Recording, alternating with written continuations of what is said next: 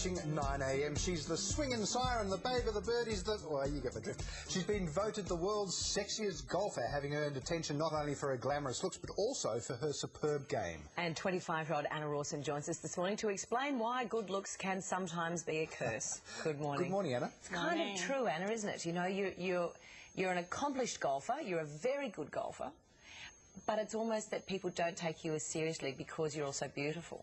Yeah, sometimes you feel like you have something to prove a little bit more, but, you know, I'm blessed with the way I look, I guess, so it also brings so much more to my life, so I'm thankful. And it's kind of good for golfing because you're long-limbed, which is important. Exactly, yeah, great levers, hit the ball further, so it helps. I wish I could be taller, actually. Really, for golf? Yeah, Michelle Wee, she's 6 foot and she hits so far. Really? So, yeah. Well, let's talk about Michelle Wee. It's an interesting. She's an interesting case in point. I think she's American. She's 18, 19, somewhere around that. 16. Oh, I thought she was... No, just turned 17. Just turned 17. I thought she was just turned 17. Yes, already at the age of 17, I think she earns $10 million US a year, being sponsored by Nike and some others.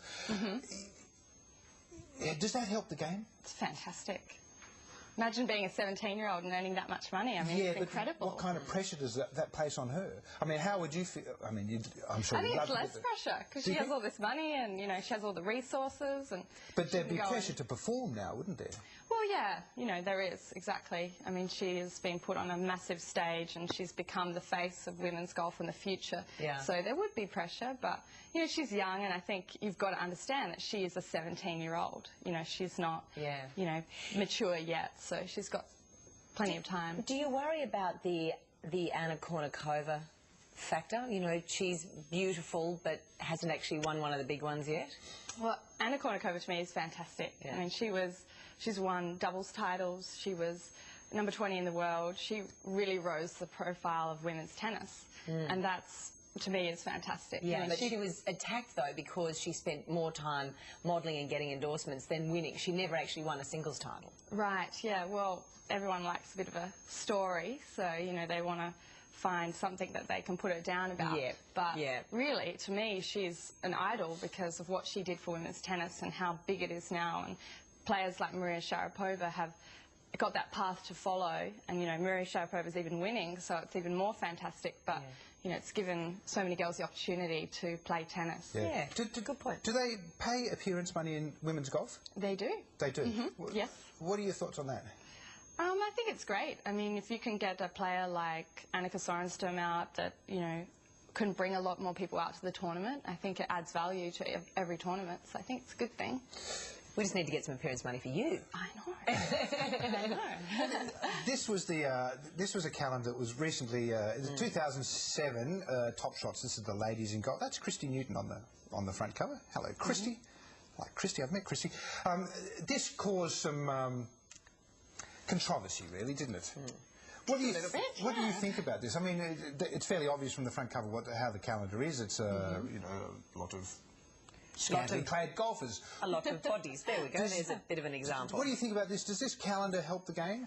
I think it does. I mean, it's getting the word out there about women's golf, and the fact that the newspapers and the media is writing about it, I think it's fantastic. Is the emphasis on the right thing, though? Because I understand you were invited to be in this calendar. Right, yes.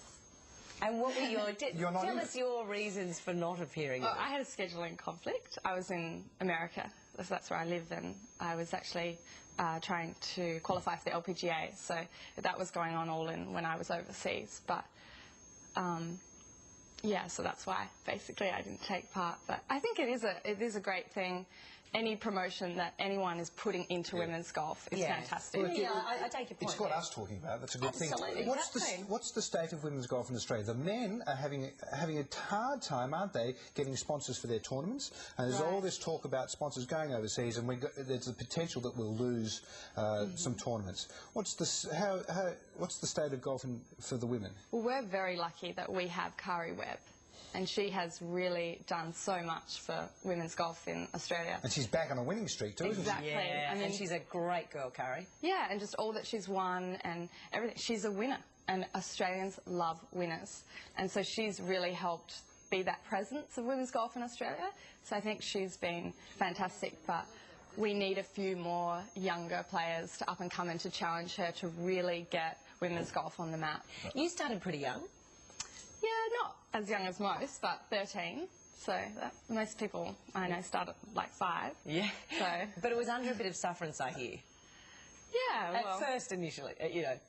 Yeah, well, I played every sport really, so golf was just something else that I tried, and I loved it, and it's been fun. You got a scholarship to the University of Southern California. How does that work?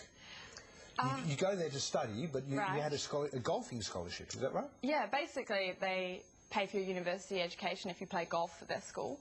So I was selected to be a part of their school and play golf for them and study at the same time. And it's university sports is actually quite big over there, and it's the university a lot of money. So we had a great team and we won the national championship in 2003. Is that the NCAA's, is it? Yes. Yeah. Is that why you got to meet George Bush? Exactly. Hey, what was that like? It was funny. I mean, Americans, they were so in awe by him. But to me, you know, when I think of a political figure, I think of someone who's so well-spoken and, you know, very, has presence. And to me, he was just a regular bloke from Texas. So I was chatty. Everyone kind of froze, and I was like, "So, George, how's your golf game?" You know, just like chatting. I was like, "Oh, pretty average, Anna." You know, like, that's my Aussie accent, but in his American accent. But he was really warm and friendly, and it was like I was meeting another guy. Lovely. So, and any tips on his swing, which I heard wasn't so great? Yeah, no tips. Too much to do. Yeah. It's lovely meeting you. Yeah, good luck with your game too. Yeah. Good luck, and I hope you draw some big sponsors. Oh, great, thank you.